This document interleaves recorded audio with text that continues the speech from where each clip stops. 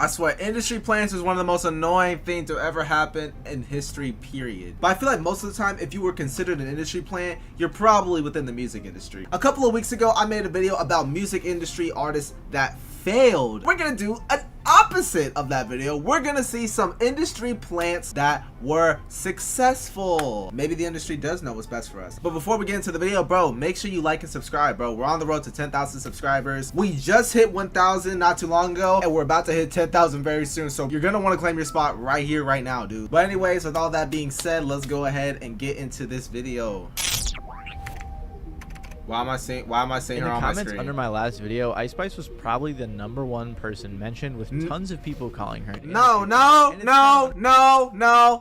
Stop. Y'all need to stop talking about my baby mama like this, because she is not an industry plant. Don't put her in the same category as these other lesser rappers, bruh. I'm tired of people disrespecting my baby mama. Like, that's not cool, bro. Bro, I was there with her through the trenches, bro. I'm gonna let him finish his statement, because I already feel like there's disrespect coming to my baby mama. She didn't start rapping until 2021 when she was in college. During her freshman year of college, she met the producer Riot USA, and they eventually started making music together. However, before even making music, she first went viral on TikTok and Twitter for a video of her doing this TikTok trend. After that video went viral, so far this all accurate. I was there for it all. Bully Freestyle in March of 2021, and she continued releasing music. She utilized TikTok to promote her music, and it definitely helped with the types of videos she was posting. Most of her early music was produced by Riot USA, and make sure to keep his name in mind going forward. Anyways, in August of 2022, Ice Spice released the song Munch, which, as we all know, absolutely blew up. It was released on World Star, and it was played on radio stations like Hot 97, and it was going majorly viral. Interestingly enough, before this song even released,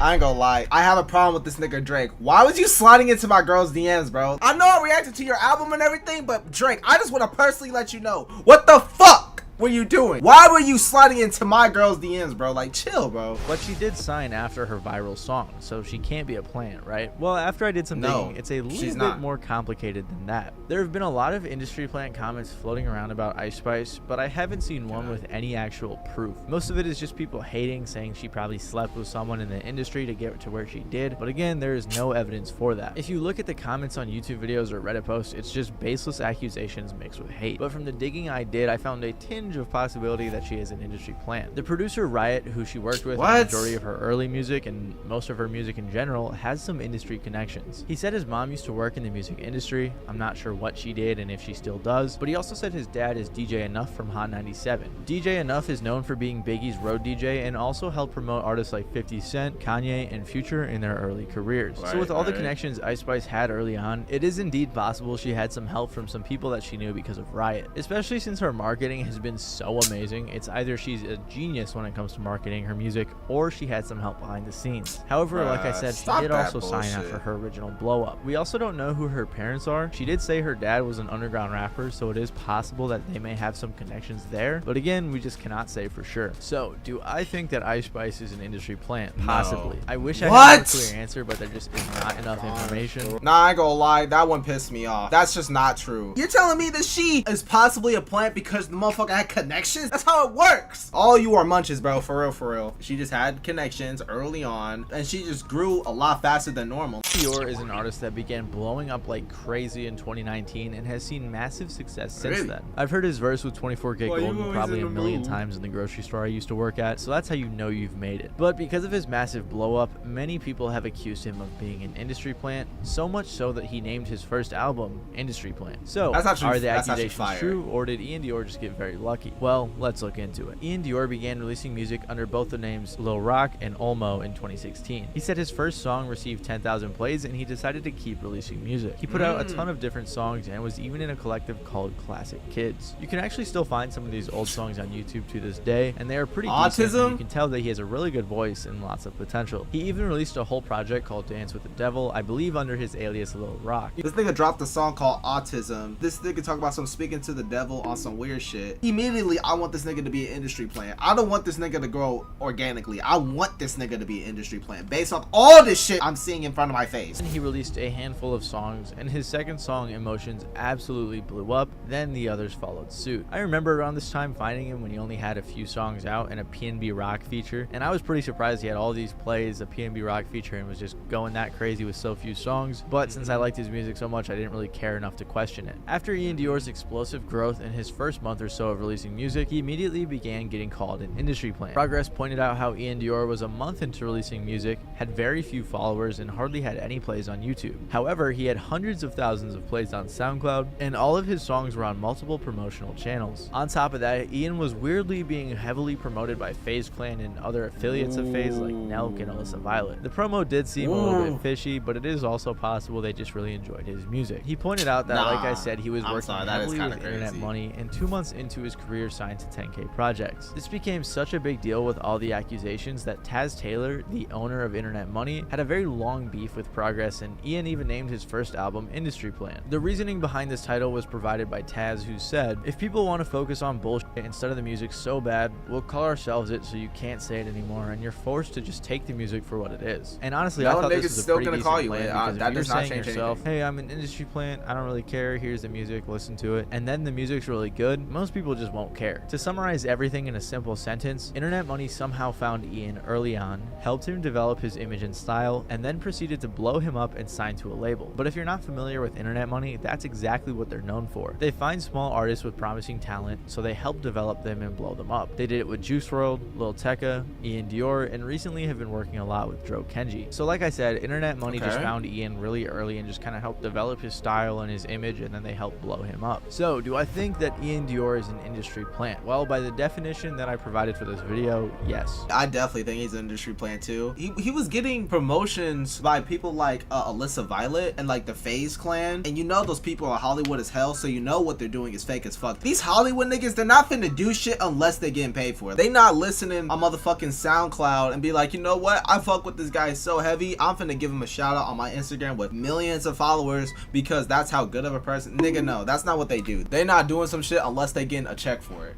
Dior makes some calm music, but yeah, he's definitely a plant.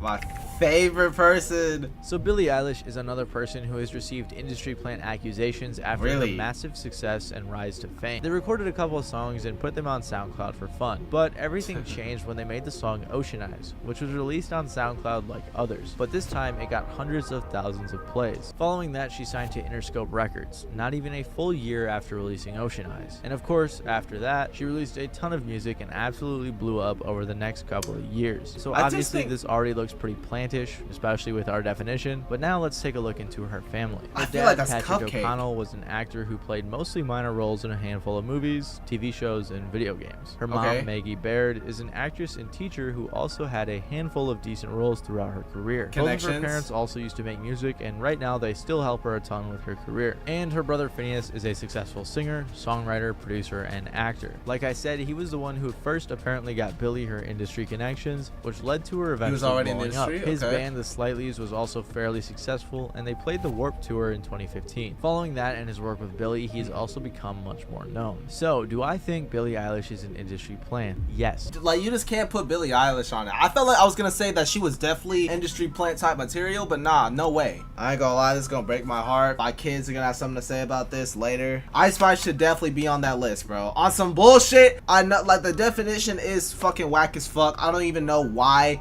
Ice Spice is even considered on this list, even though she's the best out of all of them. Do you guys think that any of these people are industry plants or not? Let me know in the comments down below. Like I said in the beginning, please make sure to like, share, comment, and subscribe. I'll see you boys later on. Peace out.